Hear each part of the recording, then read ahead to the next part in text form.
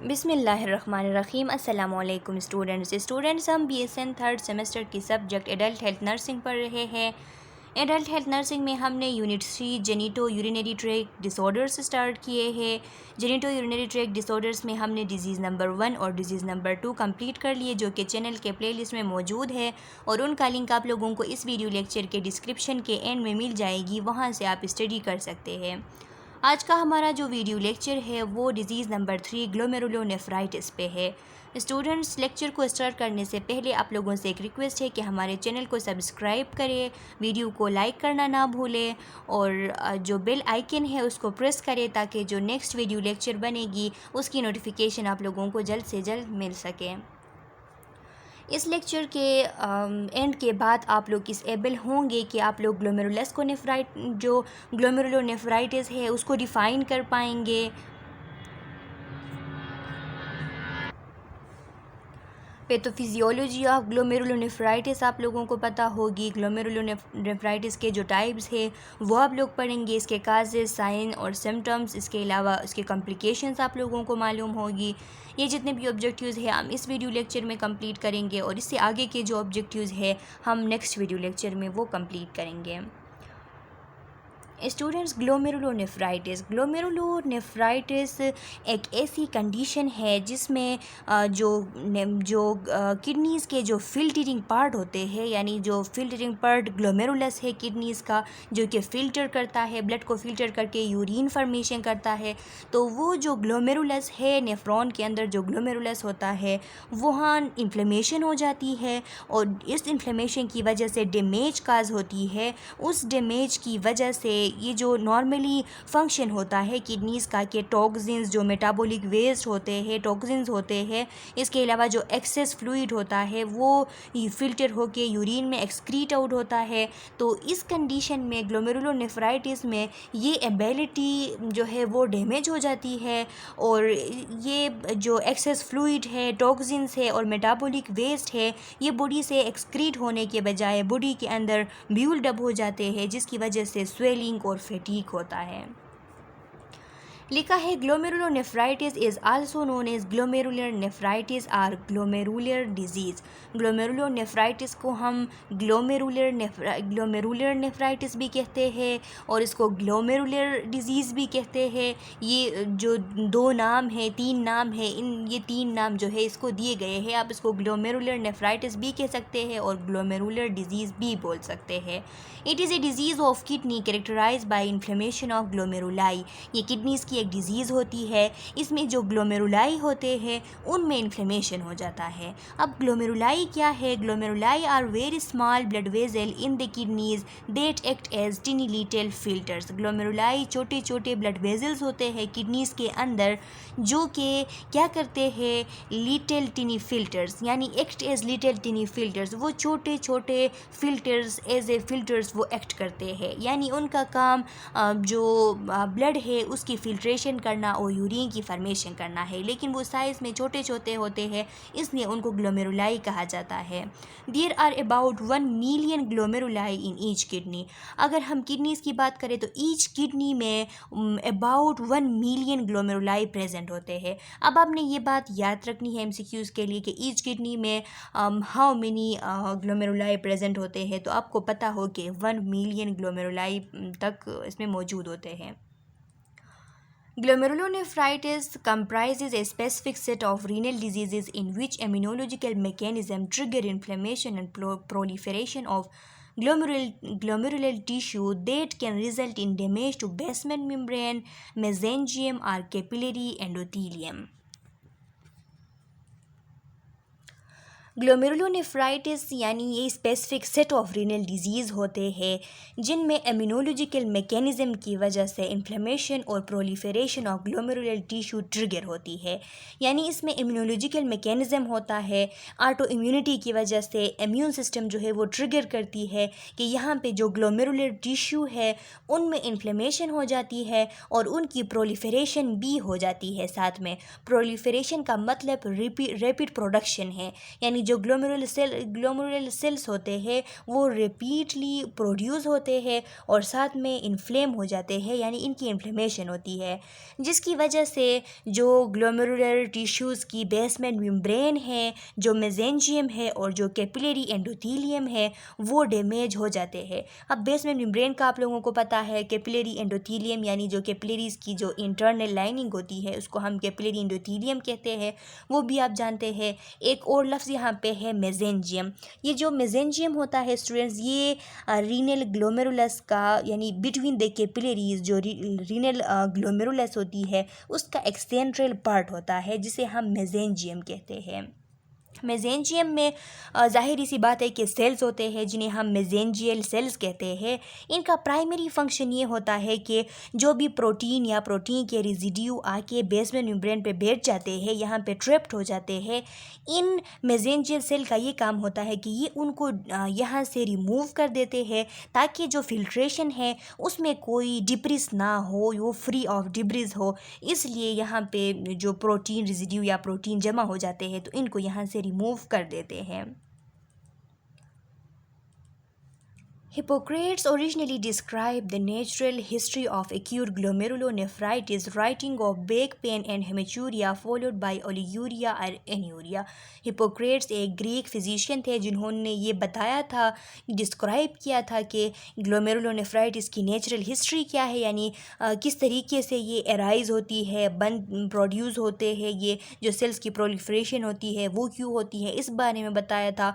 उन्होंने back pain का लिखा था कि इस ग्लोमेरुलोनेफ्राइटिस में बैक पेन होती है, हेमेचूरिया होता है यानी आरबीसीज आते हैं यूरिन में, जिसके बाद ओलिग्यूरिया होता है यानी यूरिन जो है वो कम एक्सक्रीट होती है, फ्यू यूरिन होती है, या एन्यूरिया हो जाता है, यूरिन की बिल्कुल एब्सेंस हो जाती है।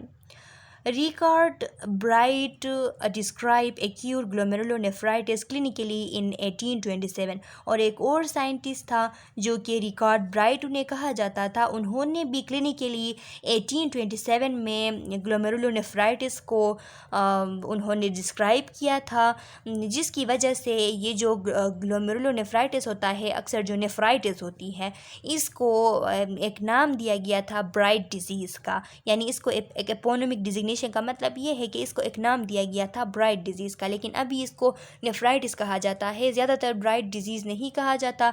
ये एक साइंटिस्ट थे, इसने अपने नाम से जोड़ के इसको ब्राइट डिजीज़ का नाम दिया था।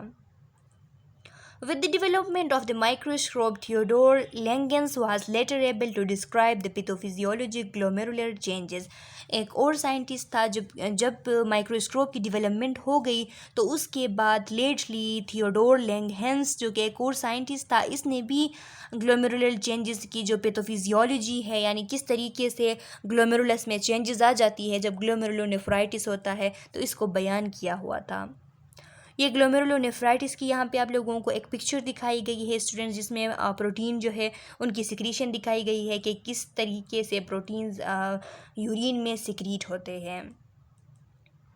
यहाँ पे ये नॉर्मल किडनी है और ये ग्लोमेरुलोनेफ्राइटिस वाली किडनी है, जिसमें जो स्मॉल ब्लड वेजल्स होते हैं ग्लोमेरुलाई, इनकी इन्फ्लेमेशन हो गई है और ये एरिया जो है बिल्कुल रेडेंट हो गया है, आप यहाँ से देख सकते हैं।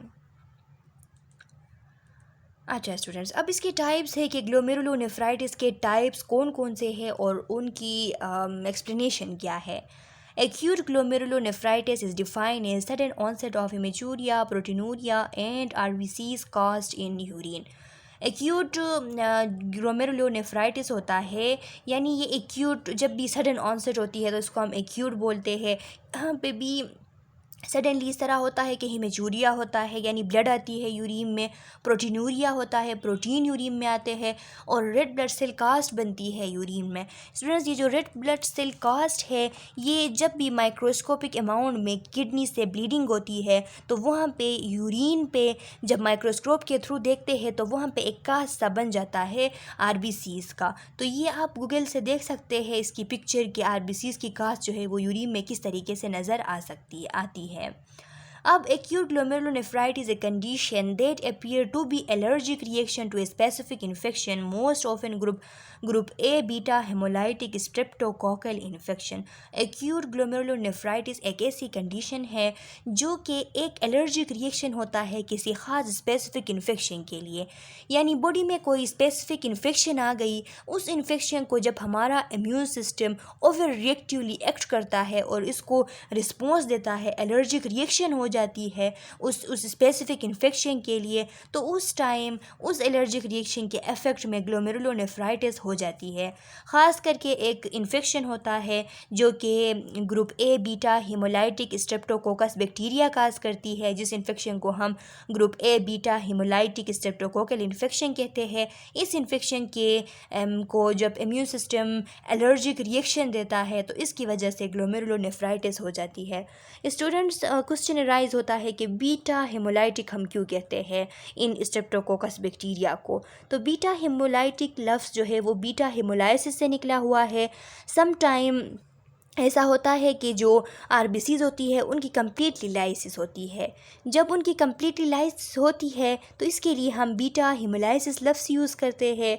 और ये जो कंडीशन होता है स्ट्रेप्टोकोकल इन्फेक्शन का, तो यहाँ पे एक्सोटोक्सिन रिलीज़ होते हैं। वो एक्सोटोक्सिन जो है उस एक्सोटोक्सिन्स में एक एंजाइम होता है जिसे स्ट्रेप्टोलाइसिन कहा जाता है।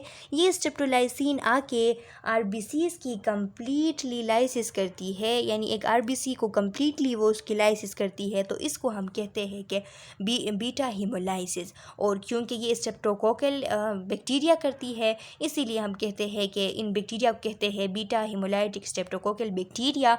और ये जो इन्फेक्शन काज करती है इसको हम कहते हैं beta haemolytic streptococcal infection.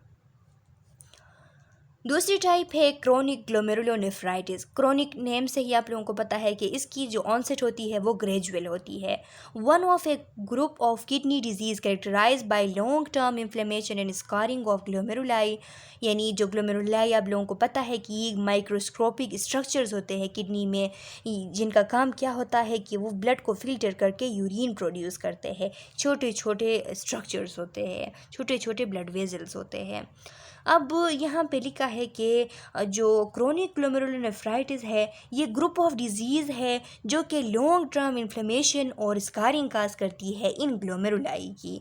This form of kidney disease usually develop slowly over year and may not produce symptoms at outset, यानी ये डिजीज़ ग्रेजुअली जो है वो स्लोली डिवेलप होती है, ओवर ईयर्स भी इसमें लग जाते हैं और सिम्टम्स जो है ये शो नहीं होते।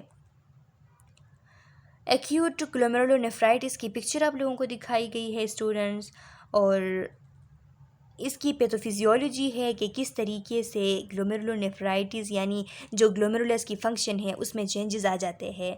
Glomerulonephritis result from an antigen antibody reaction that produce swelling and death of capillary cell within the glomerular tissue।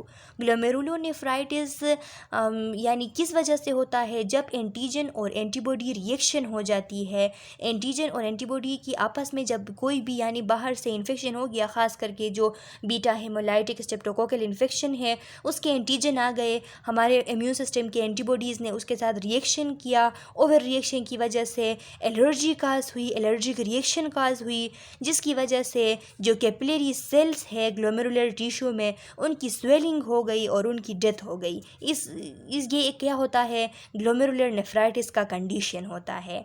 Immune reaction activate the inflammatory response with release of lysosomal enzyme that attack the glomerular basement membrane, which result in protein and RBCs penetration through it। Immune system inflammatory response को activate करता है। जो inflammatory response होती है जब वो active हो जाती है तो इसके साथ साथ क्या होता है, लाइसोसोमल एंजाइम की रिलीज़ होती है।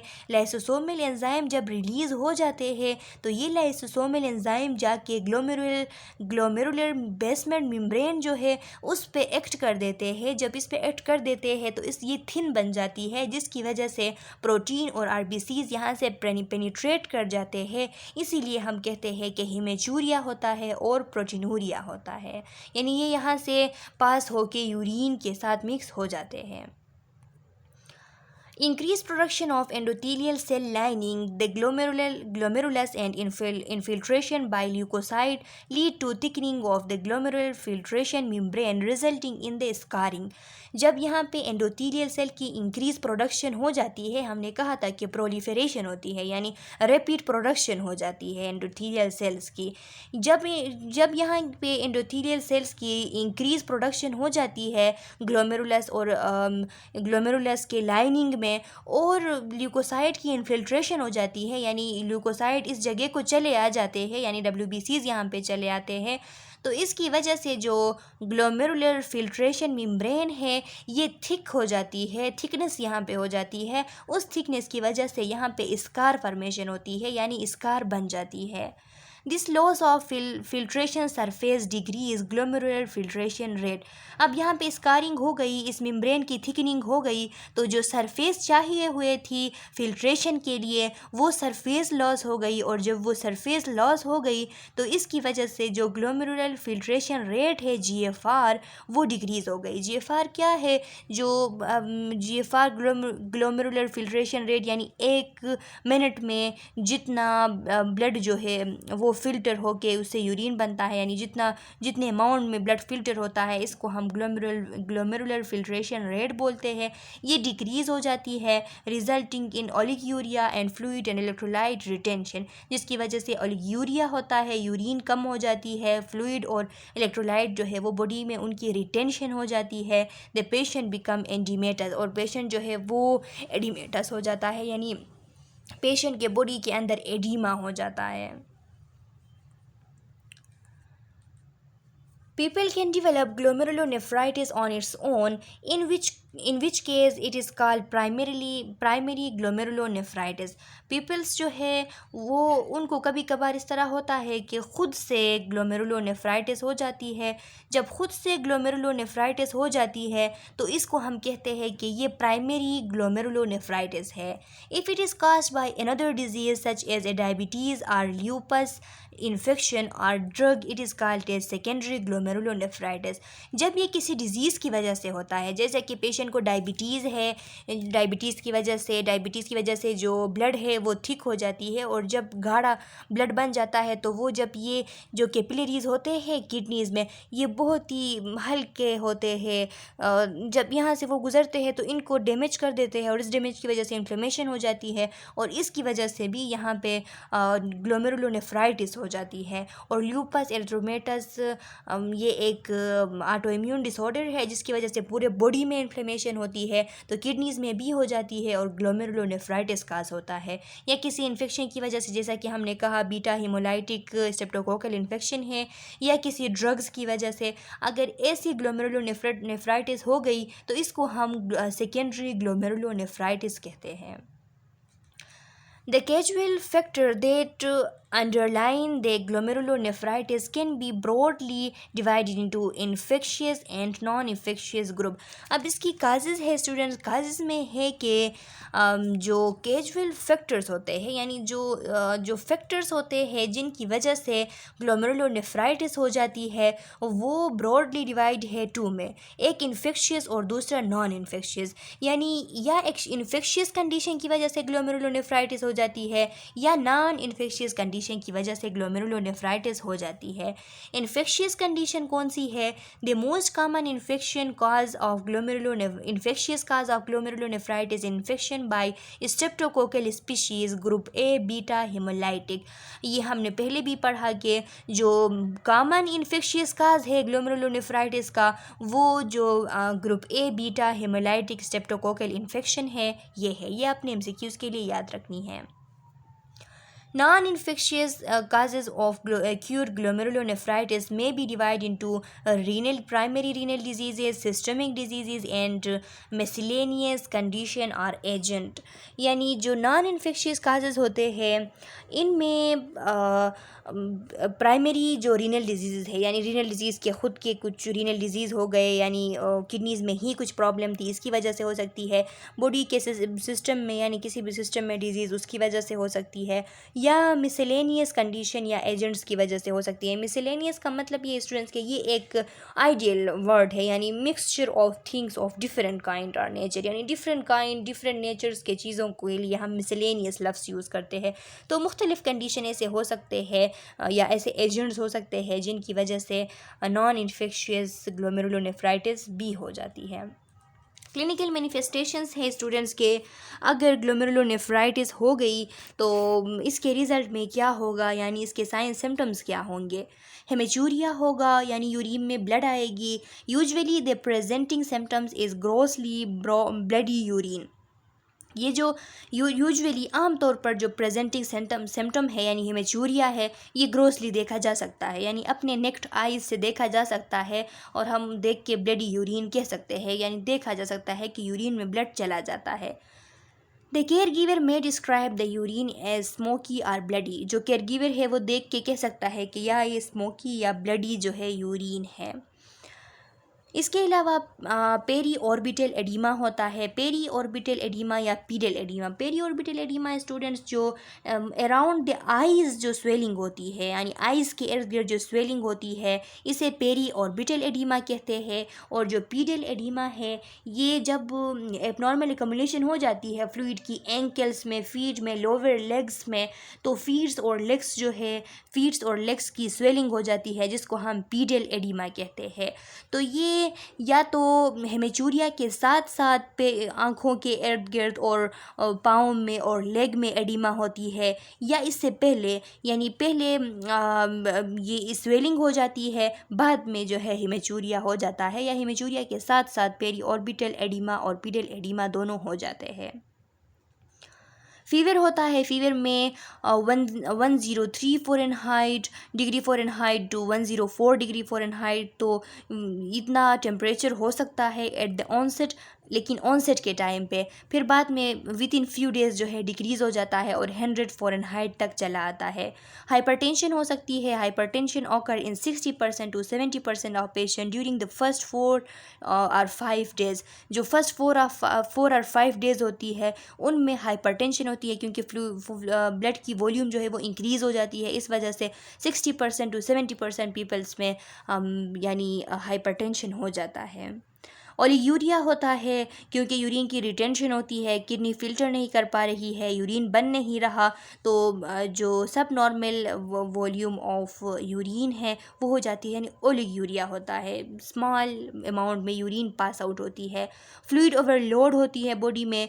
Observe for peri orbital and pedal edema and hypertension due to fluid overload in 75% of patient. हमें देखना है कि पेरी ऑर्बिटल और पीडल एडिमा तो नहीं है, क्योंकि फ्लूइड ओवरलोड की वजह से पेरी ऑर्बिटल यानी आँखों के इर्द गिर्द और फीट में, और पीडल एडिमा यानी फीट में और लेग्स में एडिमा हो जाती है। एडिमा और हाइपरटेंशन जो है वो फ्लूइड ओवरलोड की वजह से 75% ऑफ पेशेंट में होता है।